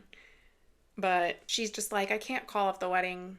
And he's like, why not? And she's like, I can't tell you. I have to talk to Jordan. And he's just like, fine. And he storms out, leaving her there. So if fast forwards to the wedding, you find out that they haven't spoken in the last 2 weeks. And it's like literally 10 minutes before the wedding. So Vuk goes into Jordan's room where he's getting dressed and everything and confronts him. He says, I also couldn't get a clear answer out of Jordan unless I told him what happened, and that would affect Ayana's relationship with him as much as it would mine. You don't have to tell him you hooked up with her. You could just say, hey, I have feelings for Ayana, and it doesn't seem like y'all are actually getting married for love. What's going on? And you don't have to say anything. You don't have to say anything incriminating about your relationship with her. But no, they just can't communicate like adults. And so Jordan's like, fuck, why are you so upset? And basically, Vuk is like, don't marry her. Why are you marrying her? And finally, Jordan breaks down and he's like, I have to marry her because of my grandma. And Vuk is like, oh, this is about money? I'll pay you. I'll give you the 120 million that you're supposed to give your grandma. And of course, Jordan is like, what? No, this isn't about the money. This is about a family legacy, not disappointing my dying grandmother. And what gets me so mad is that Vuk goes on a 2-page monologue about why he thinks Jordan won't call off the wedding. Vuk is like, take the money, Jordan, I said. His expression hardened. No, I understand you have feelings for Ayana, but you can't get everything you want. If you truly wanted her, you would have said something sooner. You wouldn't have waited until the last minute. I was struck by the bitterness in his tone until it hit me. When we first met, Jordan had the upper hand in almost every way. He'd been the rich, popular, good-looking legacy kid whose family had attended Thayer for generations. He sailed through school knowing he had the world at his fingertips after he graduated. I'd been the outsider, the scholarship student who worked alone and took side jobs to pay for his expenses. Fast forward 13 years, and I was worth multitudes more than he was. I had more power, more status, more influence. It must be a jarring turn of events for him. Jordan had never displayed open resentment toward my success, but that didn't mean it didn't exist. Once again, it was pride and ego. Even the best people in the world were susceptible to it. Again, the timeline is weird. 13 years ago, your brother was killed. That is not when you became friends with him. You've been friends for up to 17 years. Also, why do you think he feels that way? There's been zero evidence that Jordan is now salty that you're rich. Jordan is mad because I'm assuming, I guess she's been in New York for 6 years. Maybe she is much younger, but it's like at least 6 years you've been obsessed with this woman. When I was reading through, I got the vibe Ayana was in college at the same time they were in college, even though different years probably. So it's like at least 10 years probably, at least 6 years that he's been obsessed with this woman and didn't make any sort of move. And now he's like, oh, well, the only reason my friend's not giving her up is because he's jealous of me being rich now. And it's like, no, it's because you've been silent for the better part of a decade. And now at the very last moment, you're like, call off your wedding that you've been planning for over a year and it's probably cost hundreds of thousands of dollars. And I'll just pay you off. This just makes Vuk look really bad. And he starts begging him, like, I'm asking you now, don't do this. And Jordan's like, it's too late. Like, we're at the finish line. I need to do this. You should have said something before. Keep in mind, Vuk and Ayana have not spoken for more than 2 months. Like, met him a few times. They never spoke to each other. She's like, this guy hates my guts and is silent and hates everybody. He never goes out. Of course, Jordan's really surprised that now, oh my God, you're in love with her? Like, you dropped 0 hints over the last decade that you were remotely interested in her or anyone else. And now I'm supposed to be like, oh, of course. For your great love that developed in the last 8 weeks, let me destroy my life. So Jordan leaves, like, I have to go to the wedding. Do what you will, Vuk. And Vuk just trashes the room. As he's leaving the wedding, because he's like, I can't take part in this, he gets a phone call that's basically like, hey, the wedding's compromised. The Brotherhood's been distracted, but now they're not anymore, and they're coming for you. So, of course, you go to the wedding, and Ayana is walking down the aisle, and she's talking to her mom, like, I don't know, how did you know Dad was the one? And I'm like, really late for you to be... Why would you ask your mom that on your wedding day if you weren't intending to set off alarm bells in your mom's brain? But, okay. Mom's just like, you'll always know, like, love has a way. And then, of course, there's, like, drug analogies for how much they love each other. I'd counted on seeing him again today, despite the way we'd left things. I craved his presence the way an addict craved their next fix, and it'd been 2 weeks since I last had mine. Like, I'm not really cringy, but maybe it's just me. The minister starts giving the speech, but then the doors bust open, and it's Vuk's security team. So, of course, Jordan is like, look, I'm not calling off the wedding.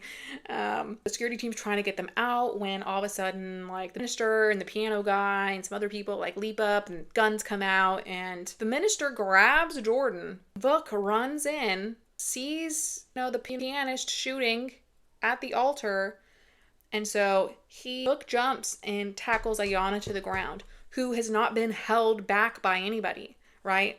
So Jordan's already surrounded by a man, and so Vuk goes for the clear target. And of course he's like, oh my God, I can't believe my love blinded me to my best friend's safety, because of course Jordan has gotten shot and is bleeding out. But I'm just like, logically, why would you, I don't know. It just feels like instead of tackling two people, of course you'd want to tackle one person, but whatever. He should feel guilty about this whole situation. They flash forward a few days. Jordan's in a coma. And Vuk is like, we really gotta go get the Brotherhood. I can't believe they would do this to my BFF at his wedding, all because of me. Somehow he's convinced Ayana and her whole family to stay at his house. So he goes in to see her, and she's just like, how's Jordan? Have you gotten an update? And it's like, no, he's still in a coma. You should go to DC with your family. I'll have my team escort y'all. And she's like, no, I'm gonna meet them next weekend. I just need time alone. So he tries to leave, and she's like, no, not you. You're different. You always know how to make me feel better. Her smile faded, and the emotion glistened in her eyes. Can you just hold me? She asked, her voice small. And he's just like, oh. If anything, this should have been like a wake-up call. Like, oh, we gotta separate ourselves. But instead, oh, hold me alone in this bedroom. Whatever. He does tell her, hey, Jordan told me about the arrangement. And she's like, what? And he's like, I tried to pay him off to end the wedding, but he said no. That's why I wasn't at the church. And she's just like, oh. And of course, they're just like, we suck. He's in a coma. His grandma is probably even closer to the verge of death from this event, this traumatizing event. So he decides to tell her the truth. Everyone else was told, oh, it was just a random gang war. But he's like, no, it's the Brotherhood coming after me. And she's like, because you hired them before? And he's like, because I was one of them. And she's like, oh. And he just like outlines it all. Basically what happened is his brother witnessed a hit at the casino he worked at and ran to Vuk to be like, oh my god, these people are after me. Vuk was like, hey, I make a deal with you guys. Leave my brother alone and I'll make you poison. Somehow, bachelor chemistry major was making drugs secretly on the side to sell and was leveraging that with the Brotherhood. But they were like, we'll take your deal if you pay us $500,000. If you don't pay us $500,000, we'll just kill you both. Which is how Jordan saved his life. And he says, I worked for the Brotherhood for 2 years. Most of their targets weren't good people. They were corrupt politicians, drug lords, sex offenders. So civilians, not involved in the criminal underground, bad people, but what happened to, they don't involve civilians. Clearly they do. And he's just kind of like, no, I was naive. They probably did use it on people who didn't deserve it. But that's when he's like, yeah, there was no way they were going to let me leave. So I had to get leverage. And basically he got a ledger with like a list of all their business activities. So clearly you have known Jordan for at least 15 years. You're turning 35. People graduate from college around 22. They start when they're 18. You were with the Brotherhood for 2 years. Your brother was killed on your graduation 13 years ago. So 2 years before that, 15 years ago, is when Jordan saved your life. So you've known him at least 16 years. It's fine. So, of course, Ayana's like, whoa, this is really weird. And Vuk says, nevertheless, my skin drew tight over my bones. Every heartbeat felt like it might be my last. Where does your skin touch your bones? Is it supposed to be a jacked, muscly dude? His knuckles? His cheekbones? Weird descriptor, but whatever. Anna tries to take off from work because Emmanuel's like, oh, wow, what a tragedy. I'm so sorry. It's been almost a month since your last job. People are impatient.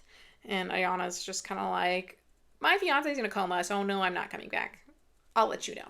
And she blows off Emmanuel, of course, making her angry.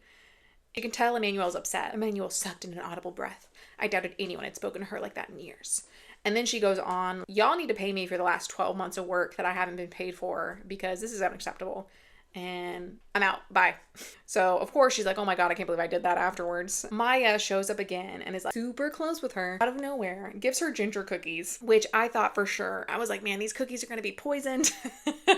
Something. Maya's a backstabber, but that didn't happen. They just have like a friendly conversation. And then I don't know. Ayana's thinking about Vuk. And she's just like, it didn't make sense given everything he's told me. He should be the most dangerous person I knew. And maybe he was, but not for me. And it's kind of like cheating. If he'll cheat with you, he'll cheat on you. If he'll beat his peers to a pulp and kill them, he'll probably beat you to a pulp and kill you. What? I don't know. But she's just like in denial. There's this whole big long thing about Maya and her love interest for the next book, which I'm just like, why do you keep throwing in pages about these characters to build an interest for the next book? But if Maya wasn't in the story at all, nothing would change. So at this point, Ayana's thinking about everything. I've just been a damsel in distress this whole time, and I need to do something about that. So she runs over to Vuk's house and is like, teach me how to shoot. because taking a shooting lesson once is going to really up your self-protection skills. And Book's meeting with Roman. Roman's like, oh, things could have gone worse at the wedding. And Book is like, what? My best friend's in a coma. And Roman's like, but he's not dead, which that's kind of funny. Roman's like, look, this is the perfect opportunity to go and shepherd the leader of one faction. And Book is basically, I'm not helping you until you find the third shooter from the wedding, because they found 2 of them and killed them off. There's 1 guy left. And Roman's like, I don't have time to do that. Like, you still have all this brotherhood shit to deal with. You want me to track down this 1 guy? No. And Book just kind of threatens him. Well, I can just tell them that you're a traitor and you'll get killed instead. So do what you want. And Roman goads him. But I know your real weakness, and so do they after that wedding. And Book just goes on and on about, I'm so logical. I think through all my decisions. But then, of course, the moment Roman is like, that's your weakness, Book launches himself at him. But so logical. I snaked down my spine. They don't involve civilians in their business. It was a hollow reply. The hit at the wedding proved that wasn't true. Hell, they'd already bent their rules when they killed my brother, though that had been an ambiguous case since they'd already planned to kill him before I struck my deal with them. What is that supposed to mean? He was a civilian before and after your deal. Whatever. So they reach an agreement. Fine, we'll figure out the third guy, and then we'll go moving and shepherd. Shadow, the cat, bumps out of the shadows. And of course it mentions that Book had a crest made for his family crest, and it's on Shadow's collar. In hindsight, I shouldn't have put it on a pet collar. But it's like, none of that statement is nice about the cat. Like, I guess the implication that he's labeling the cat as his, but otherwise, still no good words about the cat. I glowered at the insufferable creature. I'd had every intention of tossing him back on the street after the rainstorm, but my staff had cried and protested until I gave in. Apparently, petting a fluffy little monster was soothing to some people. God knew why. I just feel sympathy for this guy? No. All he does is like, he's a huge pain in my ass. I couldn't wait for the day when everyone tired of him so I could drop him off at the nearest shelter. I hate how many people, oh, I got this gray cat. It's a Russian blue. No, it's not. The majority of cats are mutts. The majority of dogs are mutts. Anyways, he thinks that this cat is an Egyptian Mao that he just found on the streets. Is it possible? Maybe. Is it likely? No. And so Roman leaves. He's basically like, think of a plan to get Shepard, and I'll go find that third guy. And Book goes home to find Ayana, and he agrees to teach her how to shoot. But they're traveling to DC the next day. And she says, I liked to style my hair in low-maintenance box braids when I traveled, even if it was a short trip, and Kim did that faster and better than anyone else I knew. You took a short trip at the beginning of the novel and didn't do box braids. There's also a whole conversation about how Book never takes a vacation, and she's like, vacations are great. And he's like, you don't take vacations either. And she's like, well, I'll take a day or 2 on work trips to go do my own thing. So you're telling me that you get box braids done to go on a work trip where you're a model? So far, she has described using her natural hair. Maybe they put wigs on her, in which case, okay. But like, this has never been brought up.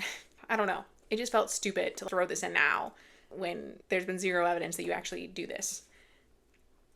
His cat has snuck back in the car, and of course they bring up all of her luggage. 3 suitcases, 1 duffel, and 1 vanity case was the bare minimum. Did he know how much space shoes took up? And it's like, y'all flew together at the beginning. Did he not see all your luggage back then? All that luggage and you still brought the skimpy pajama shorts? Like, who? They get there, and her family is super friendly to him, and he's like, wow, this feels like a family. I haven't had a family in a long time because everyone's dead. It was cute. I really liked seeing her family dynamics because her siblings both show up, and it was just like, oh, that's cute. They all get to know each other. Meanwhile, her mom is like, what do I see over here? And they play board games, and then the next day, Ayana is working at the restaurant. Vuk goes off to do some work. Ayana goes to the restaurant with her family to help them out. And her mom's just kind of like, I don't know. I haven't seen you this happy in a long time. We don't have to talk about this now, but I saw the way you looked at that guy. And I'm like, if my husband were in a coma and I brought some dude over to my mom's house and she saw me making goo-goo eyes at him, she would not be having this kind of conversation with me. And Ayana just keeps brushing her off like, no, he's just a friend. And her mom's like, we can't control our feelings, honey. She goes more into why she wants to leave her modeling agency and basically tells us, the reader, that When she was in college, her father got injured and the surgery and the rehab were like way too expensive. And they were going to have to shut down the business and everything, which is why she took the deal, because she got an advance and would be able to pay for his medical expenses and they could keep the restaurant. But somehow she never told them about this, or I guess maybe just never told them about how she was having to repay that debt for so long. In which case, why would they assume that she just got handed presumably hundreds of thousands of dollars for nothing? But that's fine. They're not in the industry, so why would they have any idea? Her mom will not drop a book. She's like, he jumped in front of a bullet for you? The world's your oyster. No mother would encourage her daughter to cheat on her fiance like that. Absolutely bizarre. Vuk shows up at the restaurant and they force him to eat lunch and stuff. The mom is like, oh, I'll go eat elsewhere. Wink, wink. Leave you two alone. The security guy also went to DC with them, so he comes in to tell Vuk something, and he's just like, oh, hey, we're gonna go out for drinks this evening with Vuk. It's his birthday. He turned 35. And Ayana's like, it's your birthday? So, of course, she's like, oh my God, we gotta celebrate. But then she's like, oh, wait, maybe you don't really like birthdays because your dead twin brother who shares your birthday. Awkward. But of course, the mom swoops in like, celebrate what? Her mother returned in time to hear the tail end of our conversation. It's Vuk's birthday. Ayana tucked a braid behind her ear, but he wants to keep it low key. So, and then her mom is just like, nonsense, birthdays are so special. And then swoops off. And Ayana's, I'm so sorry. There's no stopping my mom when she sets her mind to something.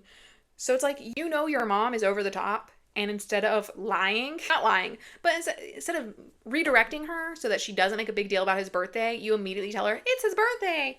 You could have said anything. Oh, his company just closed a good business deal, so his team wanted to go celebrate or something. Like, white lies are okay sometimes. The mom brings out baklava and wine and is just like, happy birthday, I won't subject you to a song. So it's like, really, your mom isn't that crazy. She was actually pretty low-key about it after you were like, oh my God, I'm so sorry, Vuk. Like, you should have just not mentioned his birthday when she brought it up. If they had directed her and been like, oh no, oh nothing, and then she said, I heard birthday, it's your birthday, Vuk? I would have liked the scene to play out that way much better. But basically, they go out and take a walk around until they find a perfumery, which is Anna's big hobby, perfume. And so they go in and she buys him a bottle of cologne for his birthday. And he's just kind of like, oh. And then she feels awkward and she's like, oh, well, you don't have to accept it. Sorry. Cologne's like a girlfriend type gift. But he takes it anyways. They do more of, I feel like so many novels do this now.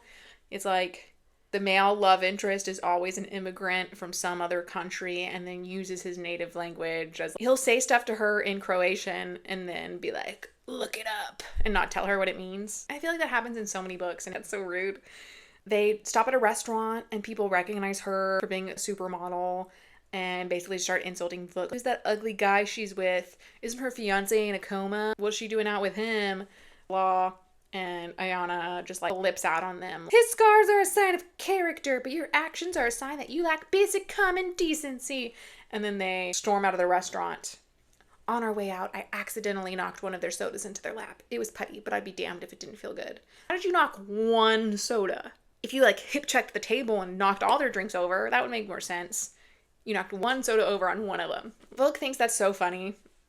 Of course he does. He's a terrible person. And they go back home, but nobody's there, of course. And then her mom texts, oh gosh, we got last minute tickets to the Kennedy Center. Don't wait up for us.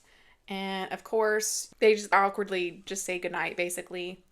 The wooden steps creaked beneath our combined weight. The staircase was so narrow we couldn't move without bumping into each other. Y'all are walking side by side up the staircase? I don't know about you, but all homes I've been in, the stairs have been approximately 1.5 persons wide.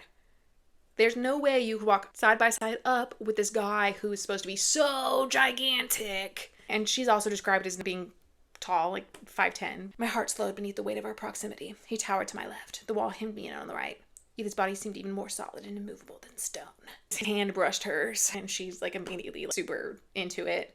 They go into their separate rooms, but then he, of course, like comes back 2 minutes later, and it's just like, there are 3 more hours left of my birthday. Another really cringy spice scene. He tasted like ice and sin. So water? Like, what do you mean? And she talks about the hotel scene. She's like, what happened in the hotel room had been a tease. He had been choking her again up against a window. Like, at least in that scene, I guess there was like implied consent, but I don't know. That just creeps me out. I really don't like when men use their strength against you. Gross. He's just like not a good person and then doing like physically threatening things. I don't know. But, you know, they start getting into it and then it does that gross trope where like, it's your birthday, let me give you a gift. I had to like flip through these pages. Like, dirty talk is so awful. Yeah, nope, not a fan. It just goes on and on forever until she falls asleep and he stays awake but is like, I should probably leave before her parents get home because he's like even worse, like they're in parents' house. Just like he's like, wow, she doesn't think my scars are ugly. He leaves and then immediately sees that he's gotten some text messages from his security guy who is like, we got the third guy. Like, you need to come back ASAP. You have like 24 hours to do something to this guy before his chronogram catches on that you have him. And he's like, blood for blood. That was my moral code. Okay, so you don't have a moral code, essentially. He decides to leave the cat, who he mentioned earlier, like, I figure out litter for this animal. Did he ever figure it out? I don't know. It's never mentioned again. Well, he leaves a note for Ayana. He leaves a note for her parents. He rushes back to New York City and goes to his torture chamber warehouse where he acts like, I don't know. He acts like the guy that he's torturing is like some sort of like evil mastermind. Yeah, okay, he tortures people to death. But you've done that multiple times already. And I'm supposed to be like, that guy's so evil. Like, you're the same guy. You're the same guy. Just hotter, apparently. So Ayana wakes up and is like, oh, he's gone. Like, weird. His note says he had business, but like, maybe he got what he wanted and is ditching me now. I sat across from my father and dug into a plate of eggs. Hold the bacon. Despite the fashion industry's exacting and oftentimes toxic weight standards, I refused to starve myself. I worked out 5 times a week and usually ate a healthy, well-balanced diet. But after yesterday's binge with Vuk, I had to be careful about not overdoing my indulgences. It literally says she eats a salad twice. Your binge with Vuk. Okay. Like, way to work. Gross for that. Also, you've mentioned kickboxing once. Never seen you work out. Never seen you in workout gear. But okay. Sure. That's one issue, I think, with the story. Like, so much of it is just telling you facts about them, and it doesn't actually show them doing those things in their daily life. Like, it talks about how she's so into fashion, but all her outfits in the first half of the book are like, she's wearing jeans and a sweater. She's wearing jeans and pumps. She's wearing jeans and a cute blouse. Like, so fashionable. And later on all of their dates, she's like wearing a dress and he's like, I told you to dress casual. And she's like, this is casual. And I'm like, you know that's not casual, girl. Like, you were wearing jeans the first half of this novel. Her father is the only person speaking any sort of like logic to her. The mom is like, stop interrogating her. And he's like, I'm not interrogating her. I've asked a rhetorical question. Like, I just want what's best for you. I'm not saying Vuk is a bad person or has malicious intentions. I like him, but he's not the only man in the picture. He cast a pointed glance at my left hand, my bare left hand. My breath hitched. Shit. I'd forgotten to put my ring back on before I came downstairs. He saved your life. Strong. Feelings are normal, but feelings are malleable. Integrity isn't. We do not entangle ourselves in new ties before the old ones are broken. Exactly. That's what her mom should have been saying this whole time. And now, of course, Ayana is like, oh, I feel guilty. My legs and my tummy are making them hurt. Neither of y'all are good people. This is just so close to infidelity that I don't see any allure at all in this. Last night with Vuk had seemed natural, inevitable. It hadn't been a lurid one-night stand we jumped into because we couldn't control our hormones. It'd been a culmination of months of increasing intimacy, both physical and emotional. 4-ish months that you talked occasionally, repeatedly. It's like, we haven't spoken in 2 weeks. When am I going to get my hit of Vuk? Like, y'all don't actually know each other. Y'all don't actually know each other. And inevitable. No, y'all are just letting your hormones take control of your body. And the mom keeps defending her. Don't try and ambush her at breakfast. And the dad's like, we're having a civil conversation about a concerning moral failure going on in my home. Interrupting her dad, she gets a phone call saying, oh, Jordan's awake. So she rushes back to New York City with the cat and busts into his hospital room where he is like, I'm awake. And she's like, oh my God, thank goodness. Like, I was so worried. But he's like, hey, I just want you to know that my brush with death changed everything. The wedding's off. He's basically like, I spoke to Vuk before the wedding, and he told me that he's in love with you, basically, and, like, you have feelings for him? And she's like, yeah. And he's like, yeah, and I figured we're gonna call off the engagement. For some reason, this chapter is acting like he's not going to, when everything he's saying is pointing to, yeah, we're calling it off. But then she's, like, surprised when he actually says we're calling it off. And he's just like, I'm so sorry. I'll still pay you for your time. We never got married, but you spent the last 18 months pretending to be my fiance. That's worth something. It won't be 5 million, but it'll be at least 1 million. I hope that's enough. I'm going to tell my grandma I'm asexual and that I don't actually want to get married to anybody. And the cards fall where they call. She's just like, yeah, Vuk told me about your argument before the ceremony, and he was in DC with me. He left this morning for a work emergency, but I mean, and Jordan's like, it's okay. You don't have to tell me. I know. I see it written all over your face. Like, the feeling that y'all have reciprocated love for each other. Instead, she's like, I'm sorry, I said miserably. Even if you and I weren't truly dating, it was wrong of us to carry on behind your back. It happened once before the ceremony, in the beginning of October, and also this weekend, before we officially ended our arrangement. Flags of shame scorched my cheekbones. And he's like, I don't need to know the details. Yeah, like, he wasn't talking about, I can tell that y'all like, that isn't what he was saying. And you just made it really weird. I don't know. And she's like, we should have just been honest from the start. You thought this guy hated your guts until he held your hand on a plane once, and then you just let your freak flag fly and abandoned everything. Jordan's like, yeah, we've been calling Vuk, but he hasn't answered the phone. Like, I don't know where he is. He couldn't even bring me a welcome back balloon, like, as a joke. And she's like, if it makes you feel better, he's the type to bring a handle of vodka. He knows. They've been friends for over a decade. He doesn't need you, this girl who has spoken to him for half of a 4-month period, to be like, well, actually. So we go back to Vuk, and he's just torturing this bone guy who we're supposed to think is like a horrible person, even though Vuk has done equal everything. He kills him after getting the information he wants. And this is when he's like, what would Ayana say if she knew what I was really capable of? I don't know, probably a lot.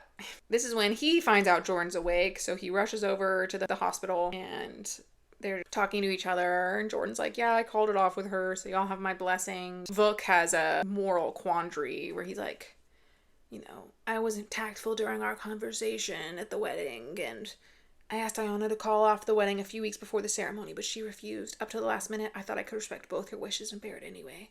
Pretend it wouldn't kill me inside to see her get married to someone else, but I couldn't. In that last hour before the ceremony, I panicked. And when you told me about the arrangement, I thought I saw a clear way out. I wasn't thinking about anything except stopping the wedding. That was my fault. I'm sorry. And it's like, yeah. Jordan's just like, we invested too much to call it off at the last minute. Like, my ego got in the way. It just felt like you were throwing money at me to make me go away. Now that Bone Man is dead, they immediately have a plan to go up against Shepard. So basically, they've planted bombs all around this guy's house. Roman had lured him out and then came back with him, and he was supposed to leave him in the house alone. But there's just a suspenseful moment where Shepard and Roman are fighting, and it's ticking down 5 seconds, 4 seconds, and they're like, he's dead. They're both dead. But Roman manages to escape, and, you know, Vuk is like, well, that's good that we got one leader out of the picture, but I feel like my problems aren't really ending. Of course not. A week has passed. Ayana's like, this whole week I've been so stressed out about Emmanuel. She goes to practice shooting with Vuk, and then they mess around in an elevator. It's still really cringy. Oh, God. No, it's just really terrible. Somehow, this is the first time Ayana's used this bathroom, but she stayed in the bathroom after our shower and spent quite a while on her after-shower beauty routine. With what products? Did you just buy random stuff and expect her to use it? That's not really how people who like skincare do it, but okay. They're at Maya's birthday party. Nothing really happens. It's more set up for the next book. And Emmanuel's there. She's just like, oh, I didn't expect to see you here, Ayana. And Ayana's basically like, I'm not working for the rest of the year. Like, I've been through them enough. And Emmanuel's like, no, that's fine. Check your bank account. You have all the money. Also, you're fired.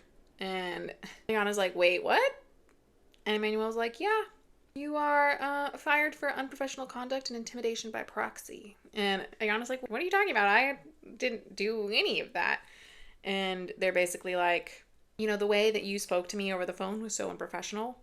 And then Hank came forward and was like, yeah, Vuk stabbed me through an apple. She says he threatened him with more physical harm if Hank didn't prioritize premium bookings for you over his other clients. His building's surveillance footage will back him up. And Ayana's like, that would not have happened. Like, Vuk would never do that. And Emmanuel's like, who knows? There's going to be a lawsuit on Monday, so have fun. And, of course, Vuk walks up at the end of this conversation, is like, what's going on? And Ayana's like, she just fired me, and she says there's going to be a lawsuit on Monday.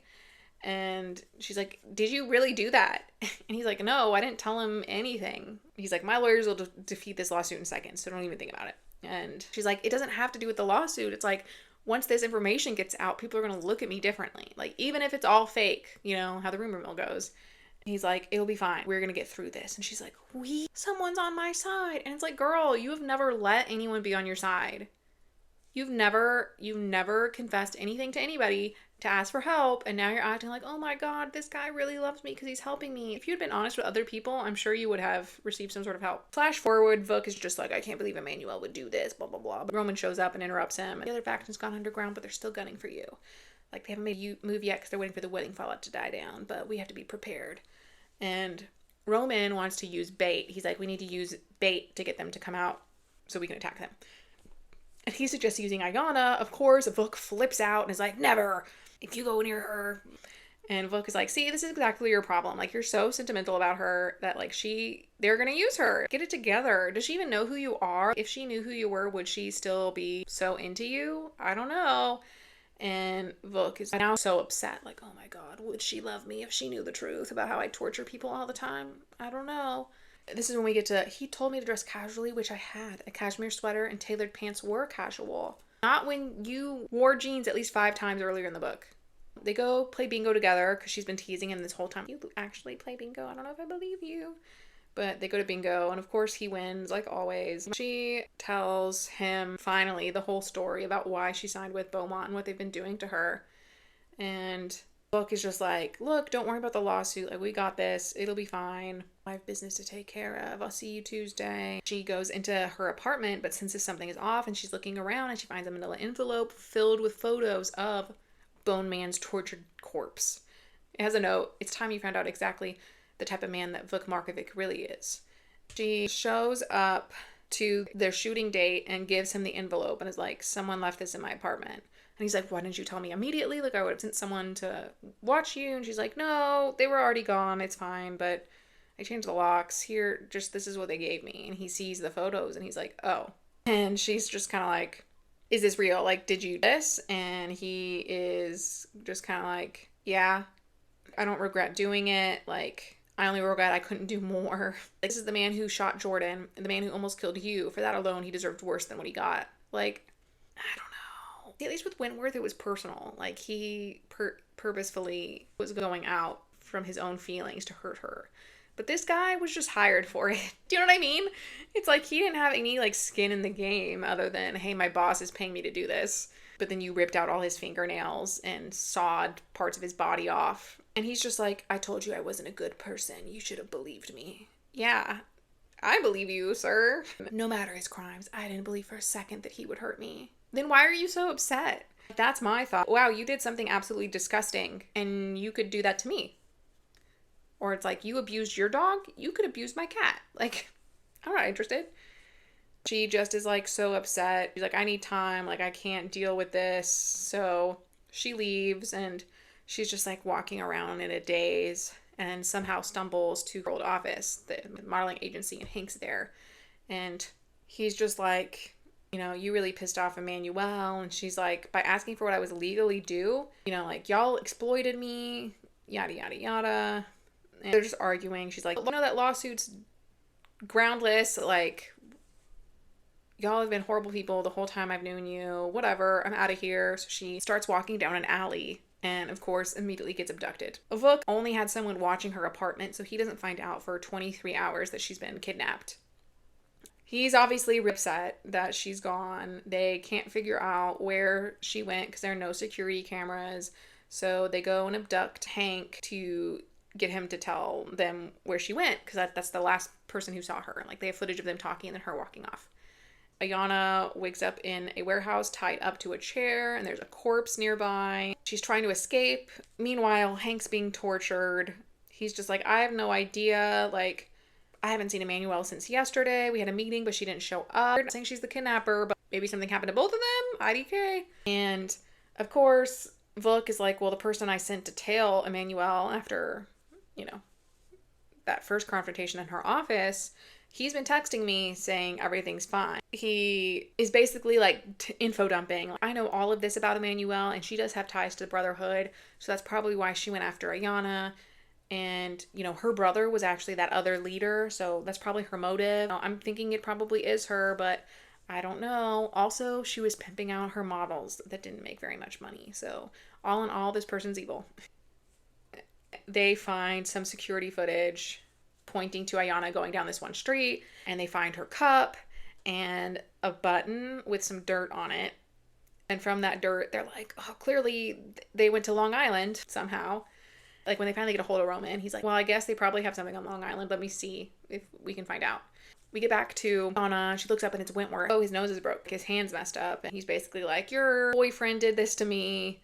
Blah, blah, blah. He basically says, since you model in skimpy clothes, you deserve to be assaulted. And it's basically just a long conversation where Wentworth is just like, you're never getting out of this alive, and I'm going to get everything I want. And Ayana's like, you'll never beat Vuk. He's too smart. And I'm like, girl, he has not demonstrated any sort of intellect in this whole story. Other than, I made poisons for a criminal organization and was naive enough to believe they only killed bad guys with it. Like, okay.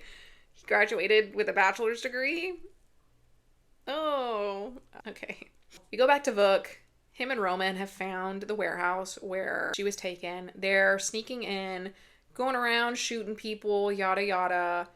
And suddenly, bam, there's a gun pressed to his head. And who is it? Roman. Ayana is still, laying there. She kicked off her shoe. So she, knocks her chair over, grabs the heel. She's, trying to cut the rope with it somehow.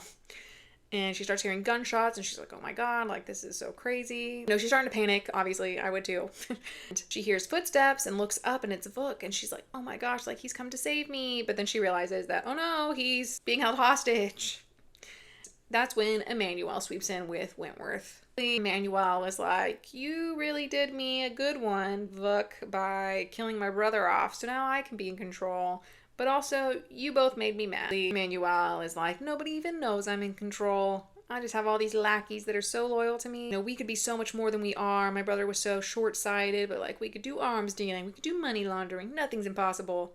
So she just wants to expand her criminal empire, essentially. She shoots Vuk in the leg and has Roman leave. And Wentworth goes after Ayana when Shadow leaps out of nowhere, starts attacking Wentworth, who is groping Ayana. Meanwhile, Vuk launches himself at Emmanuel, even though he's tied up and shot in the leg, and he knocks her over. He's distracted by Emmanuel. He doesn't know what's happening with Ayana, and bam, Emmanuel's been shot in the head by Ayana. She unties him, so they shoot Wentworth as he's crawling out. But of course, everything bursts into flames, and Roman rushes back in, because plot twist, he was on their side the whole time. They limp out of the building, and they get out, and then Vuk realizes, oh my god, Ayana's gone! Where did she go? So Vuk manages to run back into the building, and he finds Ayana passed out on the ground because her breakfast of eggs from the day before just couldn't hold her over for 24 hours. Yes, I think the adrenaline would have gotten her out, but that's fine. He manages to carry Ayana out, and then they pass out, and they wake up back at Vuk's house where his secret criminal doctors are. And basically, Ayana is like, I'm so glad you came for me. I'm so sorry about our last fight. I just realized that I was really naive because I came from a privileged position where people don't murder each other for revenge. And, as long as you don't murder a parking attendant over something silly like parking, then, I think I can be okay with this. And he's like, okay, I won't do anything stupid. Wow. I don't know. He tells her, I have a therapist you can go to that I really like. So it breaks all over the news that Beaumont was actually a criminal organization. Shadow shows up, and Vuk did carry him out of the fire, but he still doesn't say anything nice about this cat. They smile, they're in love, everything's fine. Ayana's lawsuit disappears because everyone's so upset that Beaumont was a criminal ring. And, now everyone's like, oh my god, they're really dating. Like, that's the new scandal. Jordan went on vacation and comes back and is like, everything's great. I'm so glad to see y'all. My grandma accepted I'm asexual and didn't write me out of her inheritance, so life's good. Everything ties up, I guess. Ayana's like, we're gonna go spend Christmas with my family. And they are in a public bathroom getting it on. I don't know how I feel about that. They say I love you. And then flash forward, it is Shadow's birthday, the cat. Jeremiah said made up a date for him, which completely destroyed the point of a birthday. No one else seemed to think so when I pointed that out. So here we were singing happy birthday to a freaking cat. Dude, I don't know. It's not cute to have him hate animals. Then they flash forward 2 more months and they go to Finland, which Ayana had mentioned earlier. She had a job in Finland but didn't have time to go explore. So they have a perfume making workshop and then he asks her to marry him, and yeah, that was it. Before that, I'd spent years bemoaning my lack of a love life. But my sighs had just been the universe whispering to me, wait a while longer, your perfect match will come. He had. It's like she didn't actually talk about bemoaning her love life until she'd already hooked up with him. And then she's like, wow, I've just been so single for so long. Like, I don't know. Overall, didn't enjoy that very much. I had a lot of questions. The timeline was bad. Vuk never did anything that seemed good. Like, nothing he did made me think, oh, he does love her. Like, he just watched her from afar, never mentioned her to anybody, and then got mad someone else actually made a move. Technically. That was a ride. But what got me, the scene that everyone on Threads was saying was in the book, was about he wanted to kiss her so bad he cut open his own scar. Which made me think he couldn't talk because his mouth was scarred partially shut or something. No. Nothing like that was in the book. At all. And I don't know. A lot of these things I probably could have forgiven if it were in a fantasy setting. I'm a lot more forgiving of violence and murder if it's not in our world, Like, obviously, people do bad stuff all the time, but, like, I like to imagine the legal system means something. So, that was it. Hopefully next time I get to come back with a book that is not such a grind, but I'll see you next time.